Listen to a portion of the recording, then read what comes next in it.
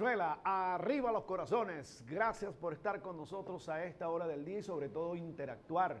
Estamos atendiendo todos los pedidos, solicitudes, las sugerencias y aprendiendo de cada uno de ustedes en nuestro programa. Bien, hoy otro programa muy especial. Tenemos a Richelle Briceño, ella es educadora y abogada, un miembro del movimiento Redes que está con nosotros y además defensora de los derechos del LGBTIQ+.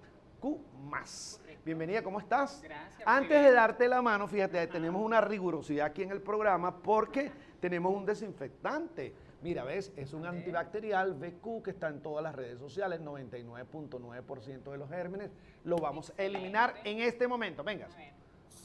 Esto es, además, es biodegradable. Este huele a limón. ¿Qué te parece? Huele riquísimo. Buenísimo. Sí. Mira, ¿y por qué tú defiendes los LGBTI? ¿Por qué te metiste en ese problema? ¿Qué es eso? Ok, muy buena pregunta. Quizás las personas puedan pensar es que no tienen nada que hacer en la vida, ¿no? Pero no, tú no sabes es que yo así. de una vez lo planteo. En ¿Por qué principio, eres defensora? ¿Por qué? Imagínate tú que una abogada que se encuentra con situaciones de vulneración de derechos humanos no actúe. Eso es imposible pensarlo. Además que, mira, la población LGBTI forma parte de la sociedad. Hoy día querer tapar el sol con un dedo, pues es inadecuado, es impropio. No podemos seguir pensando con esos pensamientos cavernícolas y pues no avanzar en nuestros derechos. No creo que Venezuela sea de esos países de América Latina que tengan que quedar a la cola de los derechos, sino que, bueno, empecemos a hacer punta de lanza y vanguardia en cuanto a los derechos humanos. Ahora, déjame transitar, no porque yo profese con esas ideas, ni sea ortodoxo, ni sea cuadrado, ni sea de una arquitectura cerrada, pero Tampoco circular, ¿no? Exacto, déjame profesar, delinear, como dirían los sociólogos norteamericanos, los bordes de lo que significa el LGBTI. Fíjate, ¿tú crees que son rechazados en Venezuela? ¿Son marginados? ¿Los tienes arrinconados? ¿Es un gueto? ¿Cómo es la cosa? No. Podríamos hablar de rechazo y marginación hace 20 años atrás. Hoy día, en pleno siglo XXI, en la tercera década del siglo XXI, en Venezuela hay una visibilización total de lo que significa las personas lesbianas, bisexuales, gays, transexuales e intersexuales. Lo que no existe en Venezuela es una protección jurídica para estos grupos que son vulnerados aún en razón de su orientación sexual, en razón de su identidad de género. No significa que sean guetos. De hecho, yo no uso la palabra comunidad LGBTI, yo uso la palabra población LGBTI, porque comunidad sí se refiere a guetos, a personas que están, digamos, marginadas y que pertenecen a un espacio delimitado. La población LGBTI está en toda Venezuela. Hay personas indígenas LGBTI, hay personas campesinas LGBTI, hay personas afrodescendientes LGBTI, hay empresarios LGBTI, hay estudiantes, hay políticos. Diputados. Exacto. ¿Y tú crees que, cómo, a ver, estaba leyendo El cerebro sexual del doctor Levy, y él habla de la diferencia en la estructura mental del que es hetero y homosexual? ¿Qué dices tú de esa estructura? Entendiendo que hay una estructura psicológica, pero también él habla de la biopsicología y establece una relación allí en la neurociencia que toca el tema, y a mí me llamó mucho la atención cuando íbamos a hablar de esto, lo revisé. A ver qué opinas tú. Sí, fíjate, hay personas que se preguntan si las personas LGBTI nacen o se hacen, y está relacionado obviamente con, digamos, la parte biológica, la parte psicológica del ser humano. Yo, para responder a esta pregunta, siempre devuelvo la pregunta, porque yo le pregunto a una persona heterosexual, yo les pregunto, cuando tú te diste cuenta que te gustaba una mujer, o cuando tú te diste cuenta que te gustaba un hombre, en el caso de que se le haga una mujer, ¿fue porque lo aprendiste de algo o fue porque sencillamente lo sentiste?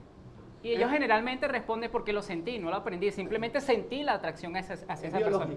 Entonces, lo que vale para las personas heterosexuales vale también para las personas homosexuales, lesbianas, gays y transexuales. Es algo innato.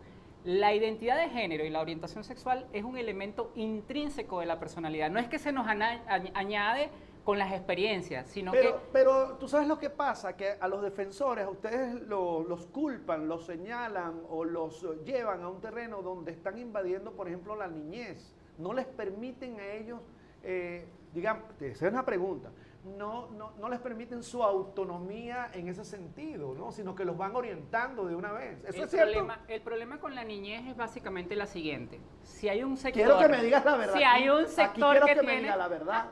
Aquí es sin Por mentira. supuesto que te voy a decir la verdad. Hay un sector bueno. que tiene la hegemonía de la educación de los niños y niñas, que es el sector, digamos, heterosexual.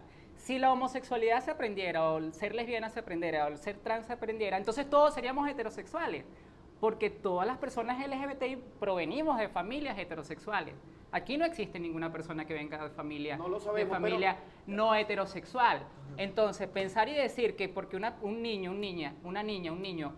tenga contacto con personas homosexuales va a ser homosexual, eso es una falacia terrible, porque no se aprende.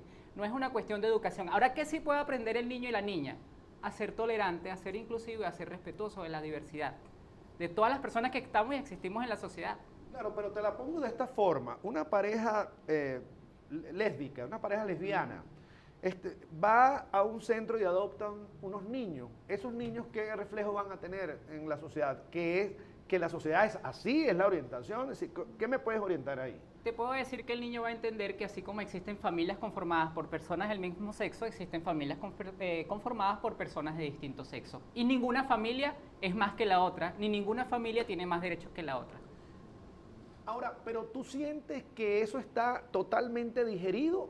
Tú dices que... Sobre esto hay que educar muchísimo, porque las personas entonces emiten juicios y prejuicios, en base a prejuicios, dicen, eso está mal porque son ignorantes del tema. Ni siquiera se han leído una página de lo que significa qué es la orientación sexual, o ni siquiera saben cuál es la diferencia entre orientación sexual y identidad de género, y eso está mal, eso no es así.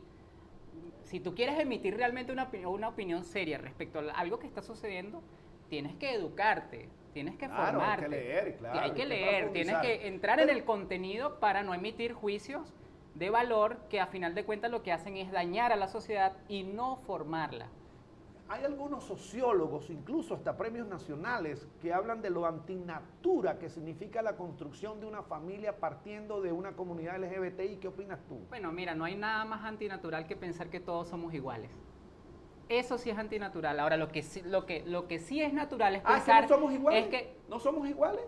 ¿Somos iguales o no somos? Somos diversos. Somos diversos. Somos diversos. Ahora, que tú quieras tratarme de una manera desigual por ser diverso, entonces allí estamos cayendo en un terreno de discriminación. Correcto.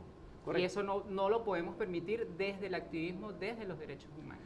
He visto algunos problemas que se han presentado con respecto a la identificación, tú que eres abogado, el tema de la cédula. Ajá. Creo que a Tamara Adrián alguna vez le pasó eso. A todas las personas trans nos pasa eso. Ajá. Correcto, porque todavía en Venezuela no hay una ley de identidad de género que nos permita a las personas trans ser reconocidos y reconocidas como lo que somos. O sea, no es lo mismo que, por ejemplo, yo te diga a ti, bueno, ven acá María, tú te vas a sentir identificado con ese nombre, no. O sea, y es importante que Venezuela avancemos en ese tema porque ya toda Sudamérica ha avanzado sobre el tema de la identidad de género, así como ha avanzado sobre el tema de las uniones civiles, el matrimonio igualitario. Estuve conversando, porque créeme que yo llamo a la gente para asesorarme de los temas que voy a conversar y por eso uno va aprendiendo cada día más. Y alguna persona me decía que ustedes no defienden los derechos de las mujeres.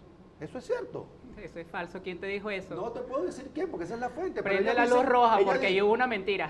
Pero ellos dicen que ustedes no defienden esos derechos de las mujeres. Pero tengo que ir al corte porque esto se va a poner mucho mejor. Ya venimos.